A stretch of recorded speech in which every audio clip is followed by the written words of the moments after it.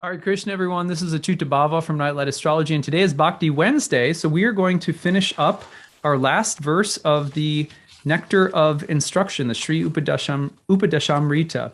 This is the final verse, and it has been building over the past couple of talks to this point where we are now sort of at the pinnacle, which has already been mentioned a few times, but is now being reiterated. So this is the last verse.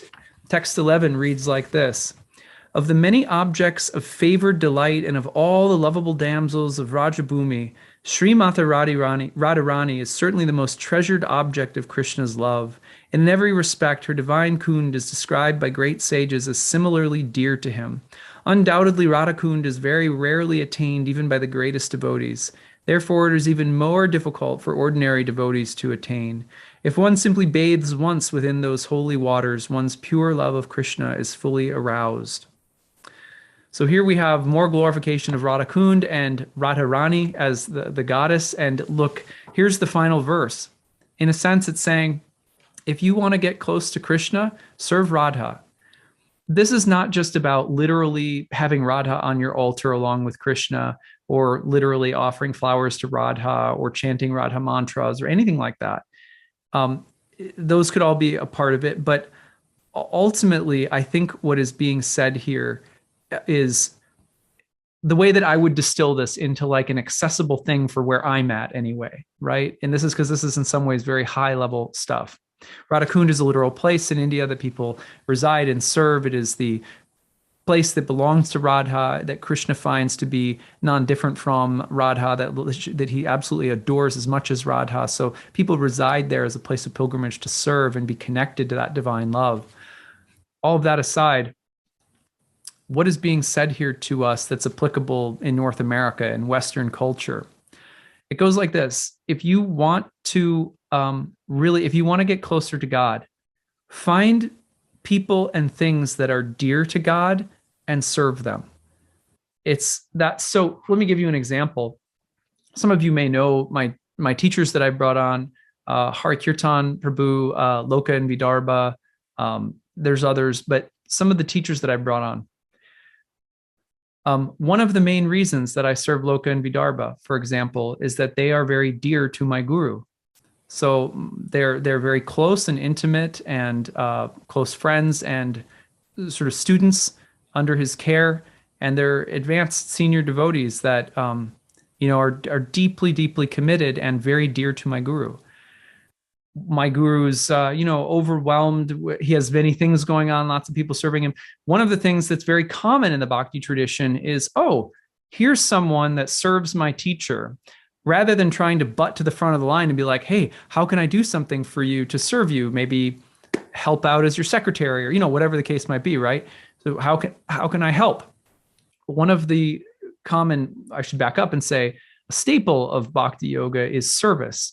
So when you find people who are in some ways spiritually advanced, the people that you're looking up to, and you're saying, hey, I want to learn and try like they're trying. I want to grow like they've grown. I want to embody the devotional qualities and vibrations that they sort of emit. And you can feel it, you can feel when people have a devoted spiritual life, and it's attractive. So in Bhakti, we say, you serve that person. Well, sometimes service to that person can be very selfish if it's like, oh, I want to serve them, or they may not have room for it. They may have lots of people serving them. But the point is that you find people or things that are serving them and then serve those things, because it connects you just the same.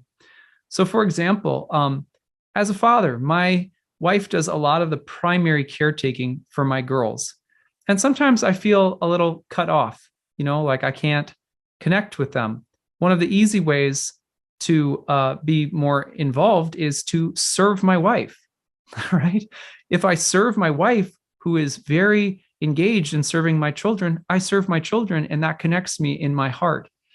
And in some ways, that's the more humble approach than being like, well, I've got to find a way to assert myself because I need the connection to my kids. I mean, I do, and I spend a lot of time with my kids, right? But I'm talking about, I work, I'm sort of like I'm the full-time worker, wife's more of the caregiver and so forth. So if I'm like, man, I wish I could serve them more, then it's like, well, supporting them, in all the other ways that I'm doing, and supporting my wife who is supporting them is supporting them.